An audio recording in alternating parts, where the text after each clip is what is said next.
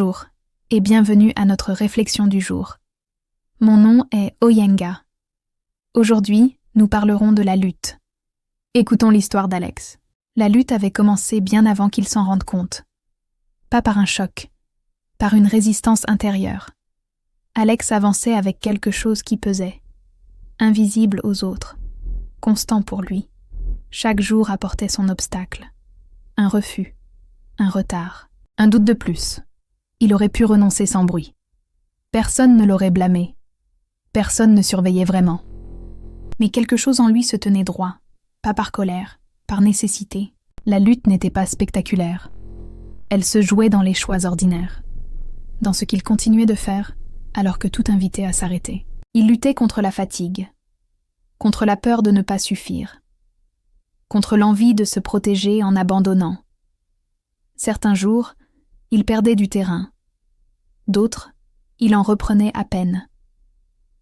Mais il restait là. La lutte n'avait pas pour but de vaincre, seulement de ne pas céder à ce qui l'aurait fait disparaître intérieurement.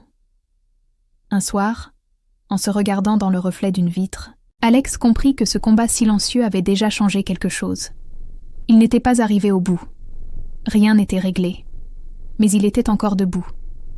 Et parfois, ce n'est pas la victoire qui donne du sens à la lutte. C'est le fait d'avoir tenu quand tout poussait à lâcher.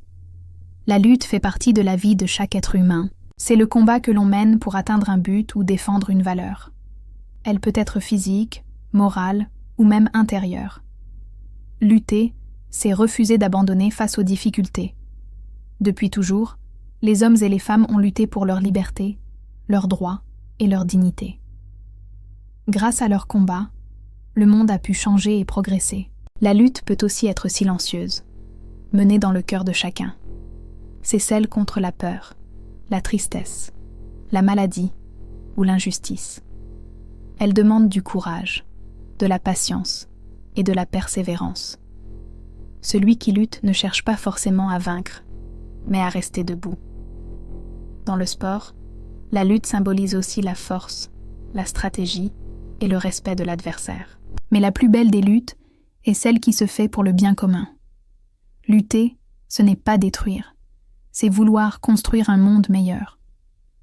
Les grandes causes comme la paix, l'égalité ou la protection de la nature naissent de la lutte. Chaque geste, chaque parole peut être une forme de résistance. Il n'y a pas de victoire sans effort, ni de progrès sans combat. Même les échecs font partie de la lutte, car ils nous apprennent à nous relever. Lutter, c'est croire en quelque chose de plus grand que soi. C'est affirmer que le changement est possible, malgré les obstacles. Les héros d'hier et d'aujourd'hui ont tous connu la lutte avant la réussite, mais chacun de nous peut être un lutteur, à sa manière. La lutte nous rend plus forts, plus conscients et plus humains. Elle fait grandir la volonté et révèle la valeur du courage. Et au fond, vivre, c'est déjà une lutte, mais une lutte qui mérite d'être menée. Si ce message vous a touché, n'hésitez pas à le partager. Abonnez-vous pour plus de réflexions et à très bientôt.